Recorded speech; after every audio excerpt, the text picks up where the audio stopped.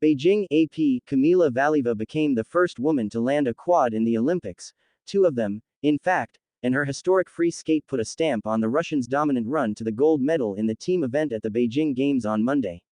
The 15-year-old Valieva opened with a huge quad saukow and followed with the difficult triple axel before landing another quad, this time a toe loop in combination with a triple toe loop. The only blemish on her program came when she fell on her quad toe loop late in the program, but by that point, her first gold medal in Beijing was assured. Another one could come shortly in the individual event, where the Russians are favored to sweep the podium. They finished with 74 points in the team event to win their second gold medal in 3 editions of it. The US earned the silver after back-to-back bronze medals at the past 2 Olympics, thanks largely to a winning dance program from Madison Chock and Evan Bates, while Japan climbed onto the team podium for the first time. The celebration by Team USA was tempered by word shortly before the medal ceremony that Vincent Zhou had tested positive for COVID-19 after his free skate Sunday as part of regular screenings.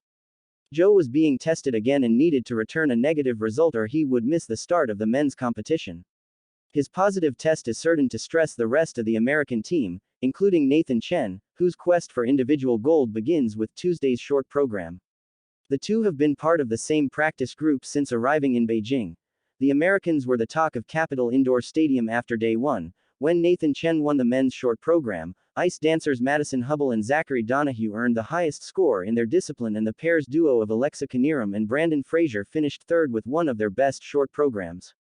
Valieva wiped out their hard-earned lead all by herself Sunday, then the Russians kept putting distance between the field.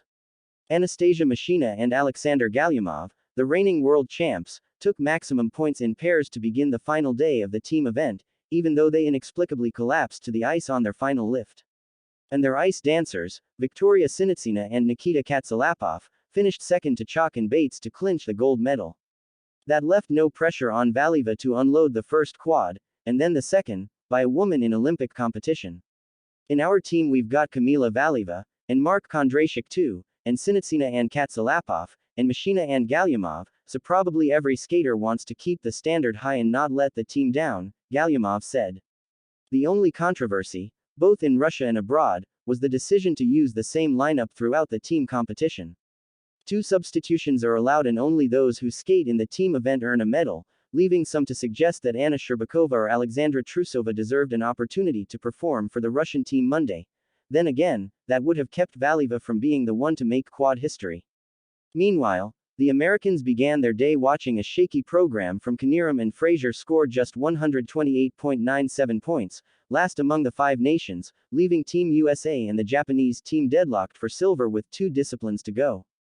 Sinitsina and Katsalapov's performance to a Rachmaninoff piano concerto was timeless and elegant, but they lost a point for an overly long lift sequence to score 128.17 and give Chock and Bates the opening they needed.